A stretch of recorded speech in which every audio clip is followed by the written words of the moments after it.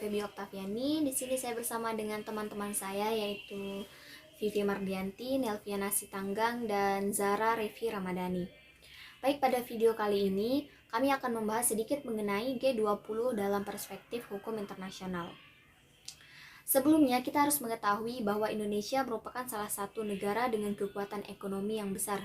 Bahkan di negara-negara ASEAN, Indonesia menduduki peringkat pertama sebagai negara yang paling kuat. Di Asia, Indonesia menempati peringkat kelima sebagai ekonomi terkuat setelah Cina, Jepang, India, dan Korea Selatan. Hal itu membuat Indonesia tidak bisa diremehkan. Dengan pertumbuhan ekonomi yang tinggi, Indonesia dipercaya oleh dunia internasional sebagai tuan rumah dalam berbagai forum atau event, yakni sebagai tuan rumah forum G20 tahun 2022, kegiatan IMF dan World Bank Group di Bali tahun 2018. Hal ini tentunya membawa dampak positif bagi Indonesia, baik di bidang politik maupun ekonomi, yang nantinya akan menimbulkan kepercayaan investor asing untuk menanamkan modalnya di Indonesia, yang juga akan berdampak pada terbukanya kesempatan kerja di Indonesia. Untuk pertama kalinya, Indonesia memegang presidensi Group of 20 atau G20, yakni forum kerjasama 20 ekonomi utama di dunia. Indonesia mengusung 3 tema, yaitu yang pertama, penguatan arsitektur kesehatan global, yang kedua, transisi energi, dan yang ketiga, transformasi digital. Baiklah, saya akan menyampaikan materi selanjutnya, yaitu seperti yang kita ketahui, G20 adalah forum internasional yang fokus pada koordinasi kebijakan di bidang ekonomi dan pembangunan. G20 mempresentasikan kekuatan ekonomi dan politik dunia dengan komposisi anggotanya mencakup 80% PDB dunia, 75% ekspor global, dan 60% populasi global. Anggota-anggota G20 terdiri dari 19 negara dan satu kawasan, yaitu Argentina, Australia, Brazil, Kanada, Republik Rakyat Tiongkok, Prancis, Jerman, India, Indonesia, Italia, Jepang, Republik Korea, Meksiko, Rusia, Arab Saudi, Afrika Selatan, Turki, Inggris, Amerika Serikat, dan Uni Eropa. G20 merupakan sebuah platform atau panggung multilateral yang strategis dan memiliki peran unik dalam mengarahkan perekonomian dan kesejahteraan masa depan dunia, serta dapat dikatakan memperagakan dan mengembangkan hukum internasional yang kita kenal sebagai International Customs atau kebiasaan internasional.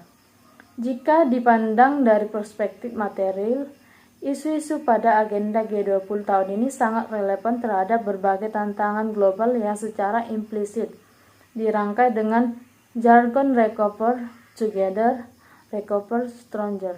Baiklah, saya akan menyerahkan kepada teman saya yang selanjutnya. Ketidakpastian hukum internasional ataupun kepekaan dalam menjalankan kebiasaan internasional kini menjadi agenda yang tidak dapat diasingkan oleh forum multilateral G20.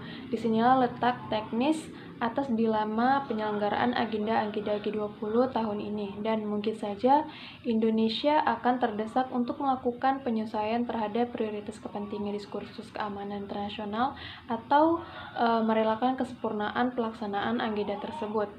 Pandangan ini bukan tanpa contoh. Hal serupa pernah terjadi saat panggung politik penyelenggaraan Asia Pacific Economic Cooperation atau APEC di Papua Nugini pada 2018 yang terbajak oleh rivalitas persaingan Amerika Serikat dengan China.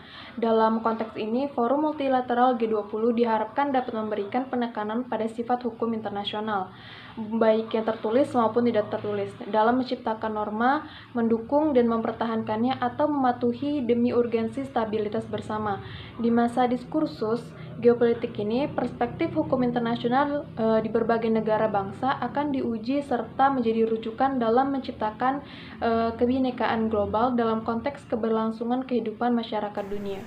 Oke, terima kasih kepada rekan saya Vivi Mardianti. Di sini saya akan sedikit membahas tentang apa itu forum G20. Forum G20 ini sendiri bukanlah sebuah forum penyelesaian sengketa internasional dalam perspektif keamanan. Namun, kelompok inilah yang ada di forum-forum multilateral, baik secara parsial maupun secara menyeluruh, mulai dari organ-organ PBB, G7 atau G7 dalam pembangunan konsep Indo-Pasifik yang inklusif hingga berbagai forum lainnya. Maka sangatlah relevan jika G20 tahun ini menjadi forum berkumpulnya para pemangku kepentingan utama di dunia untuk kembali fokus menegakkan prinsip-prinsip hukum internasional.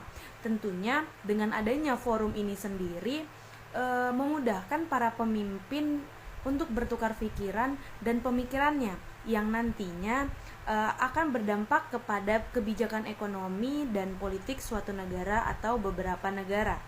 Mungkin segitu saja dari pembahasan kami mengenai G20 dan sebagai tuan rumah G20 tahun ini. Kurang lebihnya kami mohon maaf. Sekian, terima kasih. Wassalamualaikum warahmatullahi wabarakatuh.